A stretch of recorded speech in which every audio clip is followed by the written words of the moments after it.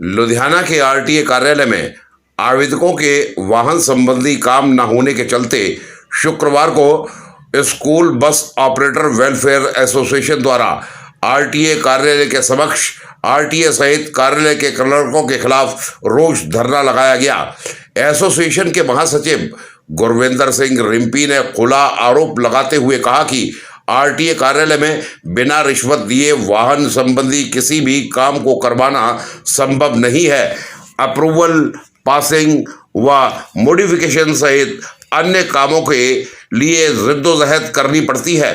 उसके बावजूद क्लर्कों व आरटीए सचिव द्वारा झूठे आश्वासन देकर आवेदकों को परेशान किया जाता है। ट्रांसपोर्ट विभाग व का रेवेन्यू देने वालों को तंग परेशान किए जाना उचित नहीं है।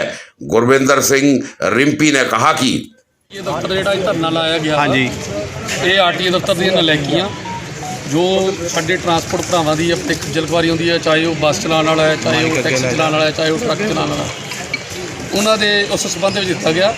ये धरना जिहड़ा वा अज तो महीना 2 महीने पहले ही लग जाना सी, पर इन्हां ने एक आश्वासन दिता सी मीटिंग करके ते ਉਹਦੇ 'ਚ आश्वासन दिता गया सी भी मैं तुहाडे काम जिहड़े भी रुके हुए ने जां जिहड़ी तुहाडीਆਂ मंगां ने वो मैं नोट कर लिया ने ते ਉਹ ਮੰਗਾਂ ਤੁਹਾਡੀਆਂ ਛੇਤੀ मैं चंडीगढ़ जाके ते पूरीਆਂ करा दी।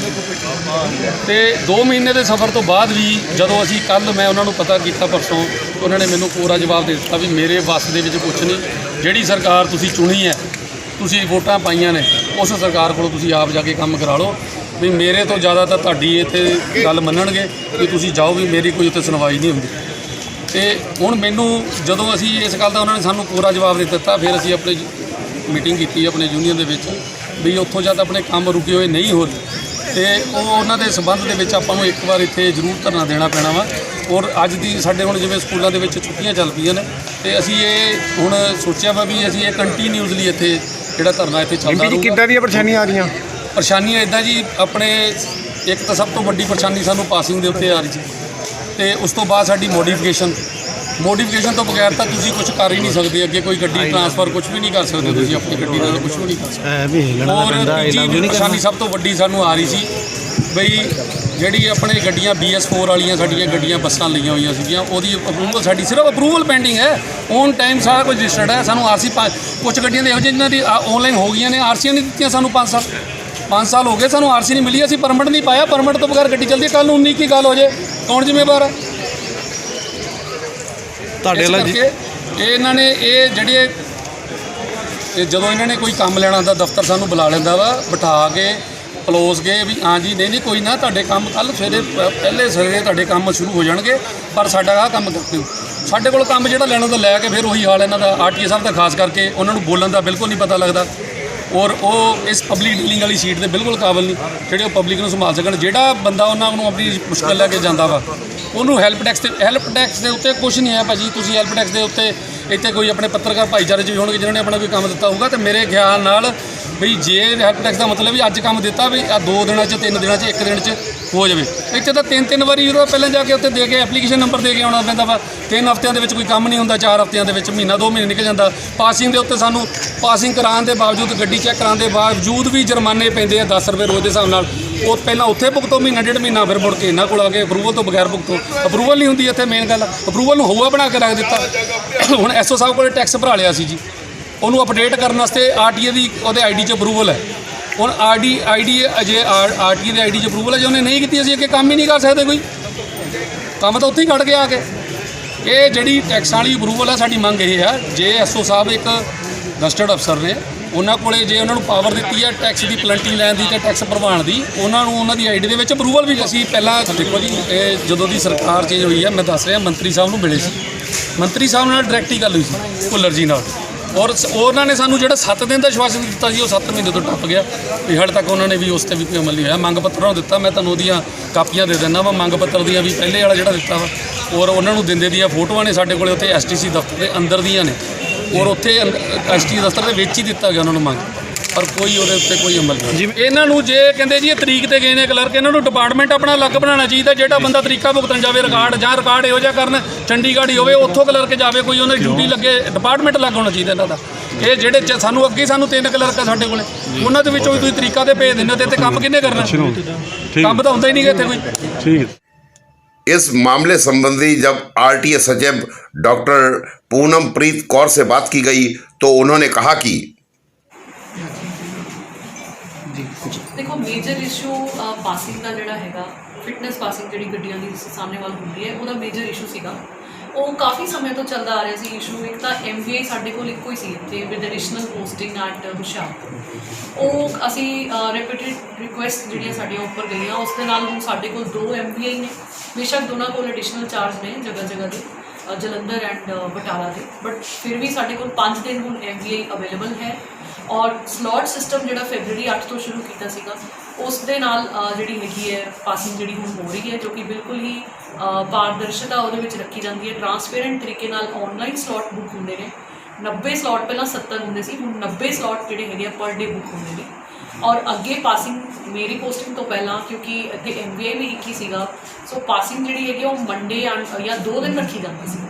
उस तो बाद जो एक MVI साडे कोल आया स्लॉट सिस्टम नाल असीं 3 दिन रखी पासिंग, और हम 2 MVI होने तो बाद हम 5 दिन पासिंग हो रही है। तो हर दिन पासिंग हो रही है। साइट साडी जिहड़ी हैगी वो सानेवाल है, और 2 MVI होने तो बाद हुण असीं एक एडिशनल साइट जिहड़ी हैगी वो भी प्रपोज करके भेजन लगे हैं, क्योंकि एक दिक्कत जिहड़ी सबनूं आ रही सी कि सानेवाल काफ़ी दूर पै जांदा सबनूं, तो कोई नेड़े की साइट जिहड़ी हैगी प्रपोज करके अजकल दे विच भेज दी जाएगी, उसनूं मैप करा लिया जाएगा। बिकॉज टैब के उत्ते पासिंग होंदी है तो मैप करा के उत्थे भी पासिंग असीं नैक्सट वीक तो शुरू कर देंगे जी। मैम पेंडेंसी कितनी पई है हजे भी लाइसेंस और RC वाले भी खज्जल खुआर होंदे ने बाहर खड़े रहंदे ने? पेंडेंसी जी ये बिल्कुल ही गलत बाहर जिहड़ी है खबर दी जा रही है। 20 तरीक तक जिहड़े हैगे लाइसेंस जिहड़े हैगे सारे क्लीयर किए जा चुके हैं। 25 तरीक तक जिहड़े हैगे रिन्यूअल दे भी हो चुके हैं। पिछले 1 साल की जी पेंडेंसी है वो जरूर पई है, मेरे टेन्योर के टाइम भी सारी पेंडेंसी क्लीयर कर दी गई है। जी पिछली पेंडेंसी है उन्होंने भी असी 1 वीक के लाइसेंस को क्लीयर कर देंगे। RCs जोड़े मेरे लैवल पर अप्रूवल स्टेज हार्डली 700 फाइल्स भी नहीं बचिया है, उन्होंने भी मोस्टली जी है फिटनेस पासिंग का जोड़ा है वो पईयां ने।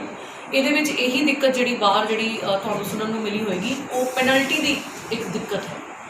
जो पासिंग है वह प्रोसीजर बड़ा क्लीयर है कि स्लॉट जोड़ा है वो बुक करने लगे इंस्पैक्शन फीस जी है वो डिपॉजिट कराई जाती है, और स्लॉट किसी को मान लो 10-15 दिन का जो अगों मिलता है तो वो जो जिन्ने नंबर ऑफ डेज होंगे ने पर डे एक पेनल्टी होंगी है 10 रुपीज़ 20 रुपीज़ जो उन्होंने जमा करवानी पैंती है। सपोज उन्होंने स्लॉट मिल जाता है उस तो बाद अप्रूवल हो जाती है, तो अप्रूवल जी हैगी वो इनिशियली MVI वालों स्क्रूटनी होंगी है और फिर RTA स्टेज पर अप्रूवल होंगी है।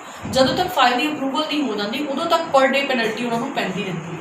N नंबर ऑफ कारणों करके ये अप्रूवल डिले हो जाती है कई बार, जिवें कि स्क्रूटनी जी हैगी वो हो गई तो फाइल इनवर्ड नहीं हुई, या मेरे को अप्रूवल 2-3 दिन भी जो पेंडिंग रह गई बिकॉज ऑफ अदर ड्यूटीज़, तो वो जी हैगी उन्होंने पेनल्टी रोज़ पैंती है।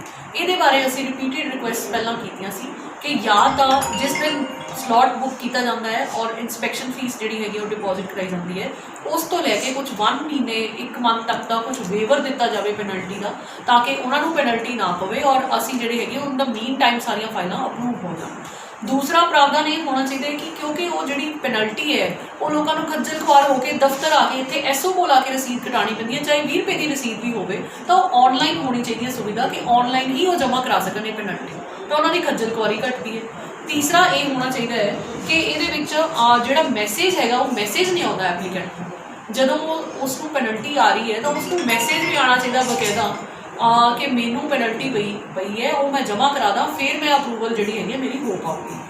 उस चक्कर के क्योंकि मैसेज ना तो एप्लीकेंट को आता है ना MVI की स्टेज पर आता है, सिर्फ RTA जो अप्रूव करन लगता है तो उदों साडे कोलों मैसेज आता है, जिस करके वो एप्लीकेंट को पता ही उदों लगता है जो सारे नाम से वो जाके RTA के कोल मिलन आता है तो उन्होंने पता लगता है कि ये मेरी तो पेनल्टी खड़ी सी 20-50-100 रुपये जिन्नी भी उदों तक इकट्ठी होगी पर डे के हिसाब नाल।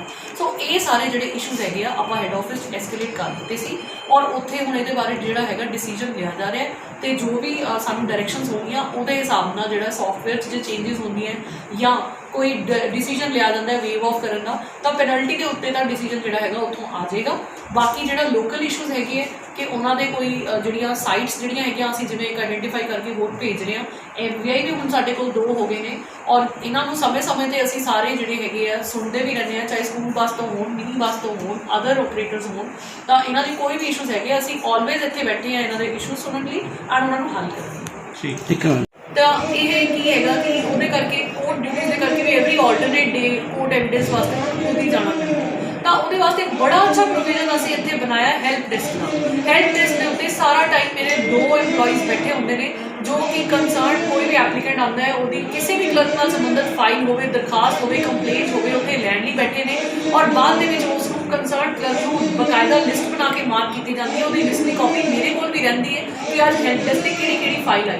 ਔਰ ਇਹ ਹੈਲਪ ਡੈਸਕ ਸਿਰਫ ਇਸ ਦਫ਼ਤਰ 'ਚ ਨਹੀਂ, ਸਾਡੇ ਟਰੈਕ ਦੇ ਉੱਤੇ ਵੀ ਹੈਲਪ ਡੈਸਕ ਹੈਗਾ ਜਿੱਥੇ ਡਰਾਈਵਿੰਗ ਲਾइसेंस संबंधी भी जे कोई प्रॉब्लम है तो उत्ते हेल्प डेस्क के उत्ते दसी जा सकती है। और वो ट्रैक वाले भी सब यही भेज रहे हैं, लोग बड़े खज्जल खार हो रहे हैं। देखो एप्लीकेंट के उत्ते कई बार एप्लीकेंट ਨੂੰ ਹੁੰਦਾ ਕਿ ਮੈਂ RTA ਨੂੰ ਹੀ ਮਿਲ ਕੇ ਆਵਾਂ, ਮੈਂ ਟਰੈਕ ਦੇ ਹੈਲਪ ਡੈਸਕ ਤੇ ਸੀਮਿਤ ਨਾ ਰਹਿ ਜਾਵਾਂ, ਬਟ ਮੈਂ ਇਹ ਅਸ਼ੋਰ ਕਰਦੀ ਹਾਂ ਇਸ ਮੈਸੇਜ ਦੇ ਥਰੂ ਕਿ ਦੋਨੋਂ ਥਾਂ ਦੇ ਜਿਹੜੇ ਹੈਲਪ ਡੈਸਕ ਹੈਗੇ ਉਹ ਡਾਇਰੈਕਟਲੀ ਮੈਨੂੰ ਰਿਪੋਰਟ ਕਰਦੇ ਨੇ ਔਰ ਦੋਨੋਂ ਥਾਂ ਤੇ ਜਿਹੜੀ ਹੈਗੀ ਆ ਜਨਤਾ ਡਰਾਈਵਿੰਗ ਟੈਸਟ ਜਾਂ ਡਰਾਈਵਿੰਗ ਦੇ ਸੰਬੰਧੀ ਜੋ ਵੀ ਪ੍ਰੋਬਲਮ ਹੈ ਲਾਇਸੈਂਸ ਦੇ ਸੰਬੰਧੀ ਉਹ help desk at the driving track ਜਿਹੜਾ ਹੈਗਾ ਉੱਥੇ ਜਾਵੇ ਔਰ RC ਜਾਂ ਹੋਰ ਜਿਹੜੇ ਕੰਮ NOCs ਪਰਮਿਟਸ ਕੁਝ ਵੀ ਹੋਰ ਸੰਬੰਧਿਤ ਕੰਮਾਂ ਲਈ ਜਾਂ ਕੋਈ ਵੀ ਕੰਪਲੇਂਟ ਲਈ ਇੱਥੇ ਜਿਹੜਾ ਹੈਲਪ ਡੈਸਕ ਹੈਗਾ। ਹੁਣ ਜਿਹੜਾ ਮੈਮ ਧਰਨਾ ਪ੍ਰਦਰਸ਼ਨ ਚੱਲ ਰਿਹਾ ਬਾਹਰ ਉਸਦੇ ਕੋਈ ਆਗੂ ਤੁਹਾਡੇ ਨਾਲ ਮੁਲਾਕਾਤ ਹੋਈ ਹੈ, ਤੁਹਾਡੇ ਵੱਲੋਂ ਕੋਈ ਆਸ਼ਵਾਸਨ ਮੇਰੀ ਦਿੱਤਾ ਕੱਲ੍ਹ ਗਿਆ? ਵੀ ਮੁਲਾਕਾਤ ਹੋਈ ਸੀ ਉਹਨਾਂ ਨਾਲ। ਆਈ ਥਿੰਕ ਕੱਲ ਕੋਈ ਇਸ਼ੂ ਹੋਇਆ ਸੀ ਸਾਨੇਵਾਲ, ਉੱਥੇ ਵੀ ਮੁਲਾਕਾਤ ਉਹਨਾਂ ਦੀ MVI ਨਾਲ ਵੀ ਹੋਈ ਸੀ। ਅੱਜ ਵੀ ਮੈਂ ਇੱਕ MVI ਪਾਸਿੰਗ ਕਰ ਰਹੇ ਨੇ, ਦੂਸਰਿਆਂ ਨੂੰ ਮੈਂ ਇੱਥੇ ਹੀ ਬੁਲਾਇਆ ਹੋਇਆ to listen to their issues ਔਰ ਇਹਨਾਂ ਦੇ ਇਸ਼ੂਜ਼ ਮੈਂ ਜਿਵੇਂ ਦੱਸਿਆ ਆਲਰੇਡੀ ਚੰਡੀਗੜ੍ਹ ਟੇਕਅਪ ਹੋਏ ਨੇ, ਉੱਥੇ ਆਲਰੇਡੀ ਉਹਨਾਂ ਦੇ ਹੱਲ ਕੱਢਿਆ ਜਾ ਰਿਹਾ ਹੈਗਾ। ਤਾਂ ਆਪਾਂ ਇਹਨਾਂ ਨੂੰ ਸੁਣਨ ਲਈ ਬੈਠੇ ਹਾਂ। ਠੀਕ ਹੈ।